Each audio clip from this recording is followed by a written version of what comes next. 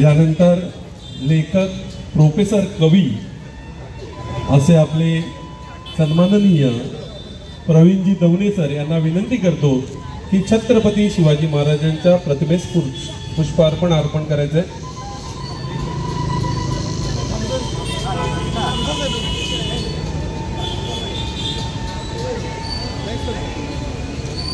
छत्रपती शिवाजी महाराज आपण सगळेजण साक्षीदार आहोत।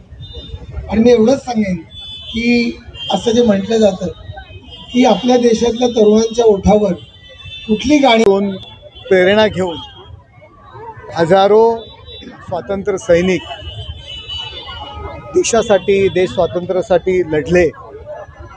प्रसंगी आपला त्यांनी जीवही वेचला असं गीत जे बंकिमचंद्र चट्टोपाध्याय यांनी रचलं होतं ते 7 नोव्हेंबर 1875 साली त्या वंदे मातरम या गीताला 150 वर्ष आज पूर्ण झालेली आहेत।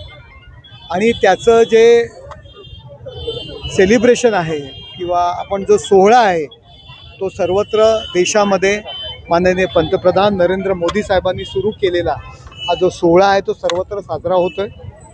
याद्वारे बंकिमचंद्र चट्टोपाध्याय असतील, या लेखनाला गीताचं रूप दिलेले रवींद्रनाथ टागोर असतील, यांची आठवण पुन्हा आज उजाळली जाते, पुन्हा साजरी केली जाते। या गीतातून अनेक स्वातंत्र्य सैनिकांनी प्रेरणा घेतली आणि येणाऱ्या पिढीला या गीताचं महत्त्व कळलं पाहिजे हा त्यामागचा उद्देश आहे। आणि हा जो कार्यक्रम या ठिकाणी लुईसवाडी कल्चरल ग्रुप आहे आणि त्याचबरोबर युवा सेनेचे आमचे ऋषिकेश माने आहे यांच्या वतीने हा जो काय या ठिकाणी साजरा केलेला आहे खूप चांगला उपक्रम या ठिकाणी राबवलेला आहे। आणि अनेक देशसेवक नागरिक असंख्य शेकडो मी तर म्हणेल हजारो नागरिक या उत्सवामध्ये सहभागी झालेले आहेत, त्यांचे सुद्धा या ठिकाणी मी आभार मानतो। खूप चांगला उपक्रम या ठिकाणी राबवलेला आहे। वंदे मातरमला राष्ट्रीय गीत म्हटलं जातं, मात्र अबू आझमी असं म्हणतायत की माझ्या तोंडातून वंदे मातरम पुढे काढू शकत नाही। त्यांचं असं म्हणणं की धार्मिक मुस्लिम आहेत ते वंदे मातरम म्हणू शकत नाही। हे बघा, या गीताला 1904 साली जो काही जीना आणि या मंडळींनी विरोध केला, काँग्रेसच्या कार्यकारिणीमध्ये जो काही ठराव झाला, पंडित नेहरू असतील काय असतील हे सगळे विषय बाजूला ठेवून त्या गीताची तोडमोड केली।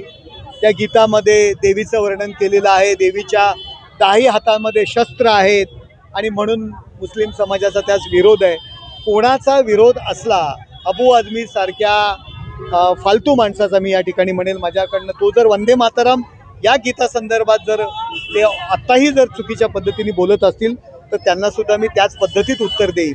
त्याला महत्त्व न देता आज 150 वर्ष या गीत जे अजरामर झालेलं आहे आणि प्रत्येक जण तो देशप्रेमी आहे, भारत माता की जय म्हटल्यानंतर वंदे मातरम म्हणतो, हेच अशा कट्टर लोकांना हे उत्तर आहे। त्यामुळे अशा गीताच्या 150व्या कार्यक्रमाच्या वेळी अशा माणसांचा उल्लेख करणं मला योग्य वाटत नाही। सर, उद्धव ठाकरे असं म्हणतात शेतकरी हा काही अजितदादांचा पोरगा नाहीये, फुकटमध्ये जमीन मिळाली। उद्धव ठाकरे काय म्हणतात, त्यांनी कदाचित वंदे मातरम हल्ली ते बोलायला त्यांना लाज वाटत असेल, कारण अशा धर्मांध लोकांच्या मांडीला मांडी लावून ते बसलेले आहेत।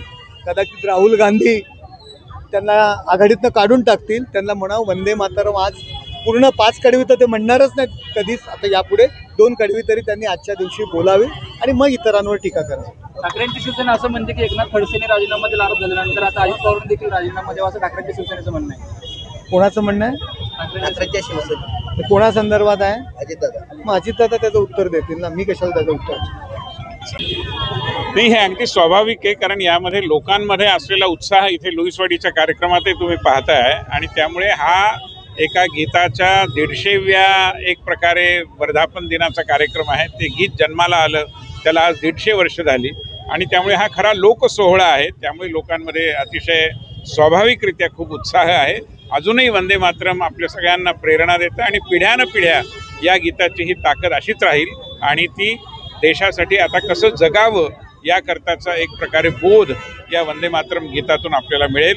काही जण याला विरोध करतात, पण आपल्याला सगळ्यांना माहिती आहे आणि ही केवळ घोषणा नाही, ही वस्तुस्थिती, यात कोणाला धमकी देण्याचा मुद्दा नाही आहे, पण ही गोष्ट खरी आहे कि इस देश में रहना होगा तो वंदे मातरम कहना।